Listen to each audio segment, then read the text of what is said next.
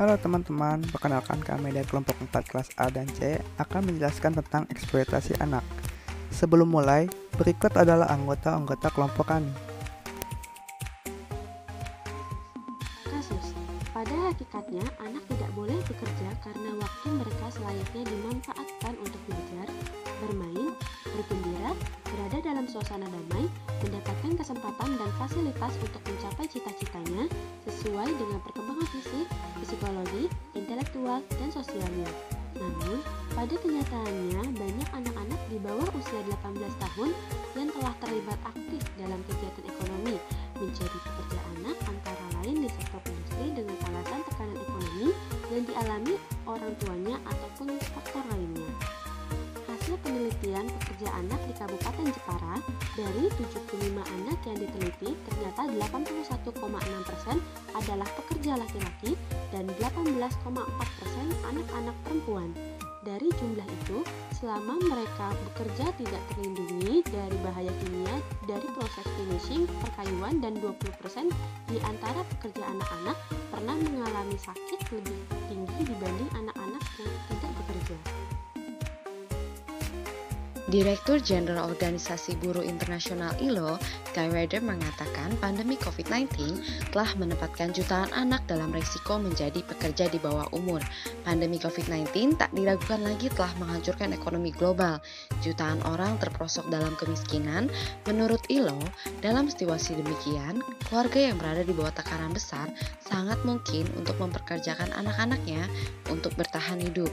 Untuk mencegah peningkatan eksploitasi anak, PBB menyerukan negara-negara untuk mengintegrasikan masalah pekerja anak ke dalam undang-undang yang lebih luas, termasuk kebijakan tentang pendidikan, pasar tenaga kerja, dan perlindungan hak asasi manusia.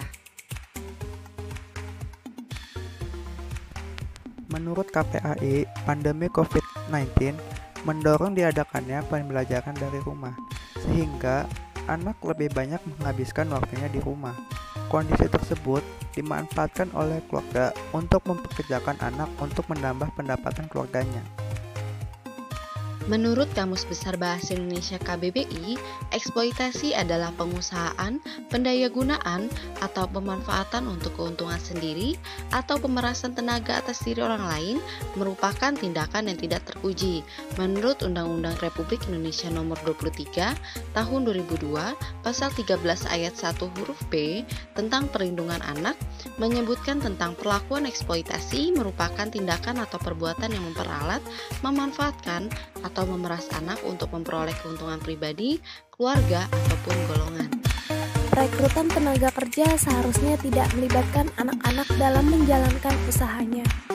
Karena undang-undang sudah mengatur pelanggaran mempekerjakan anak di bawah umur yang terdapat pada Undang-Undang Nomor 13 Tahun 2003 tentang Ketenagakerjaan. Ada beberapa jenis eksploitasi anak, antara lain jenis yang pertama yaitu eksploitasi fisik.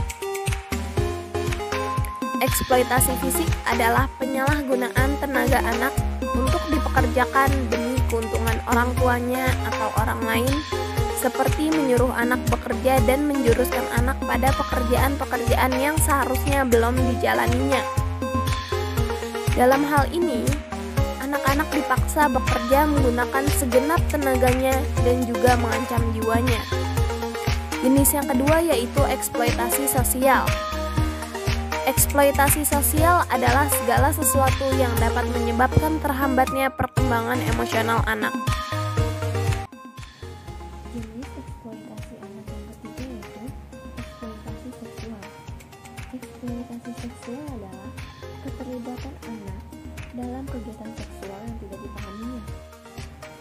Jenis eksploitasi anak yang keempat yaitu eksploitasi ekonomi. Eksploitasi ekonomi atau eksploitasi komersial adalah penggunaan anak untuk bekerja dan kegiatan lainnya demi kebutuhan orang tuanya atau orang lain, seperti menyuruh anak bekerja secara berlebihan dan menjerumuskan anak kepada dunia prostitusi untuk kepentingan ekonomi. Untuk merealisasikan eksploitasi terhadap tenaga kerja dapat diusahakan berupa penerapan sanksi. bagi pengusaha yang melanggar Undang-Undang Nomor 13 Tahun 2003 tentang Ketenagakerjaan.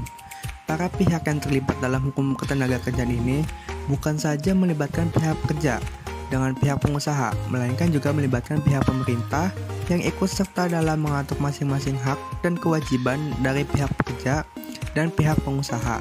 Adapun tujuan dari keterlibatan dari pemerintah ini agar pihak pekerja dan pihak pengusaha mempunyai hak dan kewajiban yang seimbang. Saran yang dapat diberikan adalah yang pertama, mengoptimalkan lembaga-lembaga yang terkait dalam ketenagakerjaan dalam hal pengawasan dan pembinaan seperti Departemen Tenaga Kerja Depnaker, dan yang kedua adalah perlu adanya regulasi yang mengatur lebih lanjut tentang sanksi tegas bagi pihak-pihak yang mengeksploitasi tenaga kerja anak demi untuk kepentingan diri sendiri. Sekian video dari kami, terima kasih sudah menonton, tetap semangat dan jaga kesehatan ya.